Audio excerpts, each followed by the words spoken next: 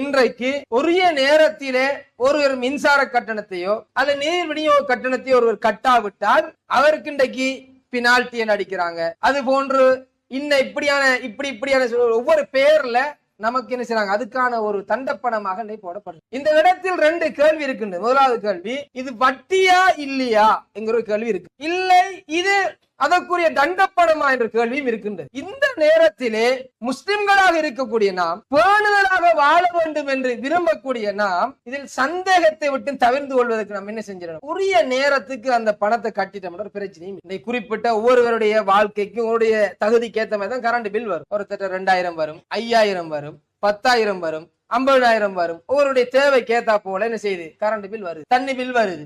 நம்ம என்ன யோசிக்கணும்னு கேட்டா, இன்னைக்கு ஒருத்தருக்கு 5550 ரூபாய் வரும்னு சொன்னா 5000 ரூபாய் காசை கட்டிட்டு வச்சா 550 ரூபாய் பேலன்ஸ் இருக்குது.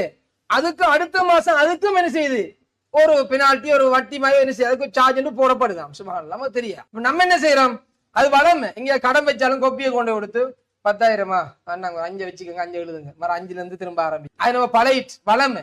அது போல கரண்ட் பில் கட்ட போறோம். அது முழுசா அந்த காசை கொடுக்கிறது நமக்கு ஒரு கஷ்டம் போல போயிட்டு, மேலே இல்லாதவங்க இருக்கிறாங்கல்ல பாதுகாக்க முயற்சி செஞ்சு சில விஷயங்கள்ல நம்ம அவதானம் வரணும். ஏனென்றா வட்டி விஷயத்துல கவனமாக இருக்கு. வட்டி நமக்கு வந்துடக்கூடாது.